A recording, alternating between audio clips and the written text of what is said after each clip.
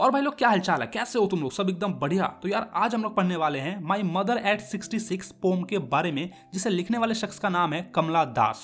कमला दास यार basically India के केरला से बिलोंग करती हैं और ये ज्यादातर पोएम अपने ह्यूमन रिलेशनशिप्स के बारे में लिखती हैं। मतलब बेटी का माँ से क्या रिश्ता है, बेटे का बाप से क्या रिश्ता है, भाई भाई में क्या रिश्ता है, इन्हीं सब चीजों के बारे में वो ज्यादातर लिखती हैं। उन्होंने काफी सारी नॉवेल्स और शॉर्ट स्टोरीज लिखी है इंग्लिश और मलयालम में। जैसा कि 1977 में इंग्लिश में उन्होंने एक नोवेल लिखा था जिसका नाम था अल्फाबेट ऑफ लस्ट। वैसे ही 1992 में उन्होंने काफी सारी शॉर्ट स्टोरीज भी लिखी है, जिसमें से एक का नाम था पद्मावती द हार्लॉट।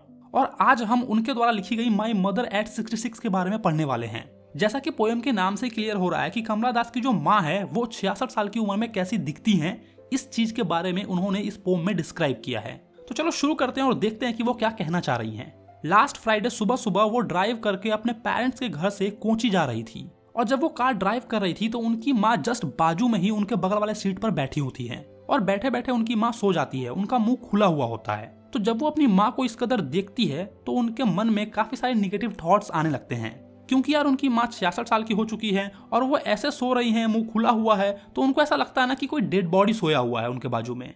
उनके अंदर ऐसे ऐसे नेगेटिव थॉट्स आने लगते हैं कि अगर मेरी माँ मर जाएगी तो क्या होगा, या फिर कहीं ये मर तो नहीं गई। तो वो अपना ध्यान बटाने के लिए, इस नेगेटिव थॉट्स को आने से रोकने के लिए विंडो के बाहर देखती हैं।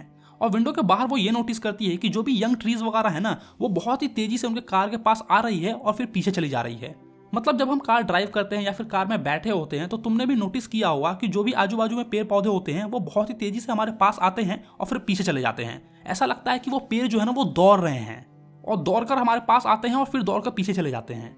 इस चीज को वो अपनी माँ से कंपेयर करने लगते हैं कि पेड़ कितनी इनर्जेटिक है, वो कितनी तेजी से हमारे पास आ रही है और फिर पीछे की ओर चली जा रही है, लेकिन मेरी माँ बहुत ही सुस्त हो चुकी है, उनमें कोई भी एनर्जी नहीं बची है। ये लाइन हमें ये भी डेमोन्स्ट्रेट करने की कोशिश कर रहा है कि टाइम कितनी जल्दी बीत जाता है, वो पेड़ कितनी जल्दी हमारे पास आ रहे हैं और कितनी जल्दी बहुत ही दूर चले जा रहे हैं। वैसे ही इनके माँ के साथ भी इनका समय अब बहुत ही जल्दी खत्म होने वाला है, क्योंकि यार ये अपने माँ को छोड़कर वापस कोची जा रही है। तो जो भी इनका वक्त था ना, जो इनको बिताना था, वो बहुत ही जल्दी खत्म हो गया है और अब उनको डर लग रहा है, बिछड़ने का डर लग रहा है उनसे। फिर वो देखती हैं कि जो बच्चे हैं वो अपने अपने घर से निकल रहे हैं खेलने के लिए, घूमने के लिए, और वो काफी एनर्जेटिक हैं। तो फिर से वो अपनी माँ की तरफ देखती हैं और कंपेयर करने लगती हैं बच्चों से कि बच्चे कितने खूबसूरत हैं, उनके चेहरे पे कोई भी रिंकल्स वगैरह नहीं है, जवान हैं, तंदुरुस्त हैं।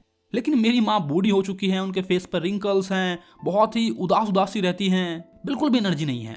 यही सब सोचते सोचते वो एयरपोर्ट पहुंच जाती है। एयरपोर्ट पहुंचने के बाद उनका सिक्योरिटी चेकअप वगैरह होता है और वो एयरपोर्ट के अंदर चली जाती हैं। लेकिन उनकी माँ एयरपोर्ट के बाहर कुछ यार्ड्स पर खड़ी होती हैं और एक बार फिर से वो अपनी माँ को देखती हैं। वो देखती हैं कि उनकी माँ कलरलेस हो चुकी है, एकदम फीकी पड़ चुकी हैं, उनके चेहरे पर रिंकल्स आ चुके हैं, बहुत ही धुंधली धुंधली सी दिख रही है, जैसा कि विंटर में मून दिखता है। तुमने देखा होगा ठंड के समय में जो चांद है ना वो बहुत ही धुंधला दिखता है, क्योंकि जितने भी कुहासे वगैरह होते हैं ना उनसे वो ढका हुआ होता है। सेम उसी तरह से उसकी जो माँ की सुंदरता थी, जो जवानी थी, वो अब इस बुढ़ापे के पीछे ढक चुकी है। जैसा कि ठंड में चांद की चमक जो होती है वो कुहासे के पीछे ढक जाती है, छिप जाती है। और अब उनके बचपन का डर उनको वापस से सताने लगा है। एक बार बचपन में यार वो अपनी माँ से बिछड़ गई थी, मतलब वो कहीं और चली गई होगी, और सेम वही फीलिंग अब उनके पास आ रही है, क्योंकि इस बार भी वो अपनी माँ को छोड़कर जा रही हैं। तो माँ से बिछड़ने का गम, माँ से बिछड़ने का जो डर है ना, वो वापस से आ गया इनको। हम भी जब अपने पेरेंट्स को छोड़कर कहीं जाते हैं, जैसा कि तुम लोग अभी क्लास 12th में हो और अपने पेरेंट्स को छोड़कर कहीं आए होंगे, कुछ लोग कोटा में पढ़ने आए होंगे या फिर कुछ लोग कहीं और गए होंगे अपने घर से, अपने होम टाउन को छोड़कर, तो अपने माँ बाप से बिछड़ने का जो गम है ना, जो डर है, वो तुमने भी फील किया होगा। और सेम हमारी पोएट कमला दास भी फील कर रही है इस समय। लेकिन वो कर भी क्या सकती है, जाना तो जरूरी है। यहाँ पर एक और डर उनके मन में चल रहा है, अपने माँ से हमेशा हमेशा से बिछड़ने का डर, क्योंकि उनकी माँ बूढ़ी हो चुकी है और हो सकता है कि शायद अगली बार जब वो घर आए, घर लौटे, तो उनकी माँ रहे ही ना। तो कहीं ना कहीं ये भी डर उनके दिमाग में आ रहा है। खैर वो कर भी क्या सकती है, उनको जाना जरूरी है तो वो अपनी माँ को छोड़कर जाएगी ही जाएगी। तो बस वो अपनी माँ से कहती है सी यू सून अम्मा, और स्माइल करती है, स्माइल करती है और स्माइल करती है। यहाँ पर 3 स्माइल वर्ड यूज किए गए हैं। पहले स्माइल का मतलब है कि वो बहुत ही कैजुअल स्माइल कर रही है कि ठीक है अम्मा, मैं वापस से आपसे मिलूंगी।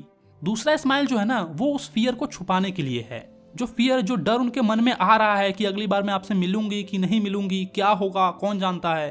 तो उस डर को छिपाने के लिए वो स्माइल कर रही है कि उनकी माँ को ऐसा ना लगे कि वो डर रही हैं। और जो तीसरा और लास्ट स्माइल वर्ड है ना, वो हमें होप को प्रेजेंट कर रहा है। वो स्माइल कर रही है इस आस से, इस होप से कि अगली बार वो उनसे फिर से मिलेगी।